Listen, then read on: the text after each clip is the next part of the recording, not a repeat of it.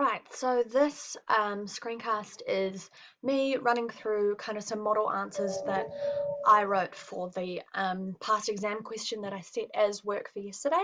If you haven't managed to have a go at that exam question, please actually attempt it before you listen to the answers because it's just not helpful and you just don't absorb what I'm saying if you don't recognize that you might not have said it.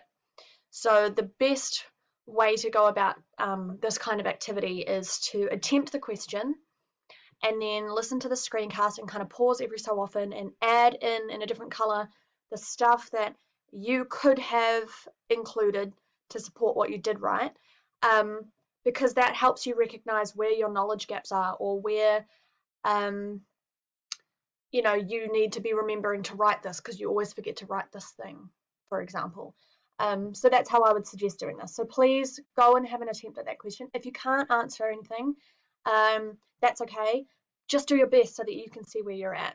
Okay, no big deal. It is quite a hard question. But what I've done, or what Miss Sinclair has done, and I've copied, is scaffolded the answers, so given you kind of hints to follow. Um, so hopefully those help you come up with something decent. All right, so let's get started. The question is this stuff here, and then the blue stuff is the scaffolding. So the question's been broken up into a bunch of parts, but usually it would just be one big chunk on the page, and then you'd have just pages to answer. So bread can be made by mixing flour, water, salt, sugar, and a small amount of yeast. Carbon dioxide is produced from the fermentation of simple sugars. Fermentation is controlled by enzymes in the yeast.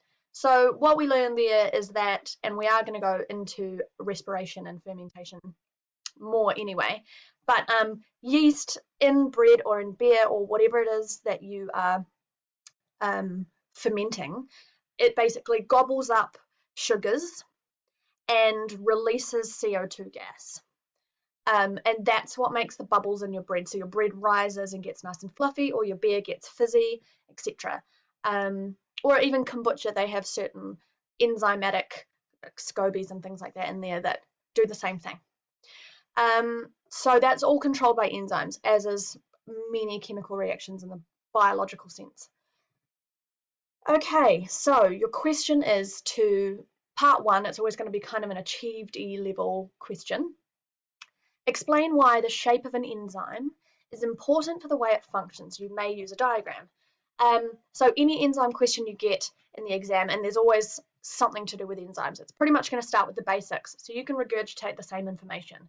An enzyme is a globular protein. Yep, so it's a 3D ball kind of shaped protein. We learned that there's lots of different types of proteins like hormones and more fibrous ones like in your muscles, etc., transport proteins. It's a globular protein whose job it is to catalyze or be the catalyst. To catalyze means to make faster, so you can speed up a reaction by adding a catalyst.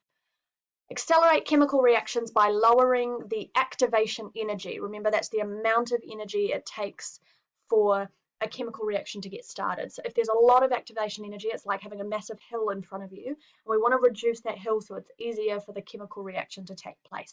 And that's essentially what an enzyme does. Okay, so that's kind of a classic definition that you should be able to, just kind of pump out whenever you need to. Enzymes catalyze either, this is just more kind of depth to a definition. You don't need to go into this much detail, but I thought I would cover everything you could have written kind of so that you can kind of tick it off. But I'd be happy with that top bit. Enzymes catalyze either catabolic reactions, so that's when the enzymes take something in and break it apart, or anabolic reactions in which it takes in substrates and puts them together into a larger product. Enzymes are essential for thousands of chemical reactions to take place every second in all cells of the body. So that's all the kind of stuff you could have said to cover, what is an enzyme? But the question said, why does an enzyme have to be a specific shape, basically? What's the importance of the shape? And that's where the active site comes in. An enzyme's active site is the area on the enzyme where the substrate, which is the thing that it's going to do a job to, where the substrate binds or attaches. We use the word binds, not bonds, binds. although it is creating chemical bonds. It's the place that the enzyme does its job, putting things together or breaking them apart. So when we have a look down here at this Pac-Man looking thing, the active site is the kind of area at which this substrate is going to connect or bind. That's the active site. The rest is inactive. It's still important for the enzyme, but it's not the kind of the port where everything connects. Okay, so we know what an active site is now, but why is it important? Well, all enzymes are specific, which means that they work on just one type of substrate or maybe a group of very closely related substrates like simple sugars. The active site is a certain shape and it only binds to the correct substrates for which it is made. That's what we mean when we say that enzymes are specific. It means they have kind of one molecule that they do a job on, either breaking it apart or putting it together, or a very closely related kind of family of similar molecules. Produces an enzyme substrate complex. That's what we see here. So when the substrate binds to the enzyme, makes sense that that's called an enzyme substrate complex. Okay, via the induced fit model. So basically, we used to think that the active site was the perfect shape for the substrate to slot in, but now we know that actually the active site kind of morphs to fit around the substrate a little bit when they bind. So they aren't perfect, but they connect well, and that's called an induced fit. Induced means to kind of force something to happen. So this is me just making sure that I throw in as many key terminology as I can, so all of the fancy words we've been learning. If an enzyme's active site is the wrong shape, it can't bind to the substrate and carry out its function, so it's inactive, meaning enzyme activity would decrease. So if you do something to an enzyme which affects the way that it is shaped, that stops it from working. And there's all of those factors that we talked about in the last few lessons that can do that. So temperature, pH, concentration doesn't affect shape, but it affects activity. And this question is going to be all about how temperature affects that shape of the enzyme. You can see in this diagram the active site is suited to the substrate, although not perfectly. It's referred to as the induced fit model, and it morphs to bind to the substrate to carry out catalysis or to catalyze something.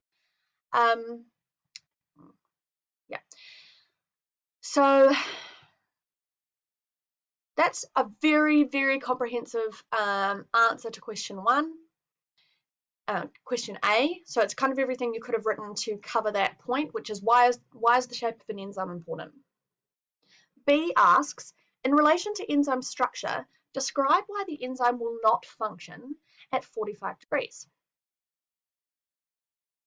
Why the enzyme?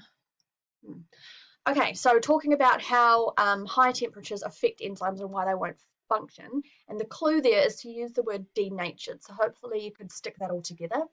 45 degrees is a very high temperature, above the optimum for most enzymes, including those found in yeast. At high temperatures, and this is what we mean by denature, the chemical bonds that hold the enzyme in its globular form start to break, and this changes the shape of the whole enzyme, including the active site. So remember, the tertiary structure of a protein that keeps it in a nice tight ball involves lots of different types of bonds holding those polypeptide strings together.